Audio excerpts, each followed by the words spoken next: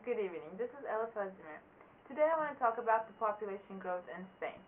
The pre-reproductive age group between 0 and 14 and the reproductive age group between 15 and 45 is constantly decreasing in developed countries such as Spain. Although this is a common concern, it has some advantages like keeping the population organized and in control. It also has some imminent disadvantages. The population that is the, the young population, which is constantly decreasing, will be the workforce for the future. The fact that the young population is decreasing means the workforce will also decrease. I was married to my husband for 5 years, but we never thought of having a child.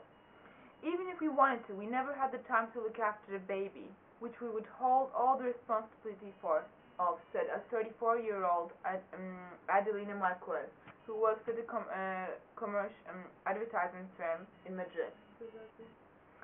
The average annual percentage change in population, the growth rate, is 0.21 in Spain, which means in 100 people there are only like 1 or even less people who are reproducing. Taking this to account, it's obvious that women like Adeline Marquez don't have any time to have children. Marquez says that all her life she has ambitiously worked to become a successful businesswoman in her career, which she believes she can't achieve as a mother. People around me who live in Madrid and who have busy careers just like me don't want to spend time looking after children anymore, continues Marquez. But it's important to reveal that it's not a limit. This type of situation is not limited to Madrid.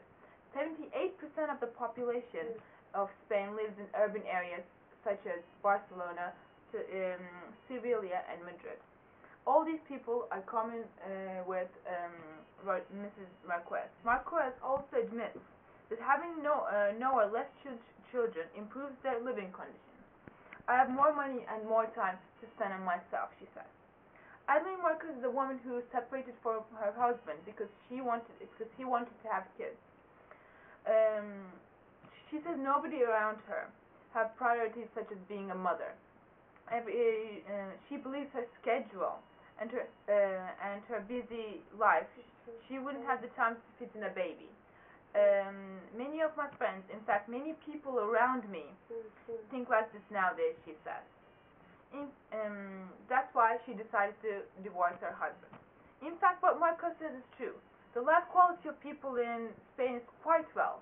The average life expectancy of both males and females is 80 years old. This means that it's a great deal of life expectancy. Also, the amount of education is 97%, which also shows that the government is quite interested in this kind of things. Spanish people get a common education. Taking all this to account, Marcos believes that they are happy the way they are, and if the population increases, this may cause problems. And Marquez says, as the growth rate increases, the amount of people the government will have look after will also increase, reveals although she doesn't know English, I'm having to translate all this for her. Although it can be referred from the 0.21 growth rate that there are many others like Marquez, there are immigrants coming from outside which are increasing the growth rate of the population, but this has nothing to do with the reproduction rate of Spain. Thank you for listening to me. This is Alfred.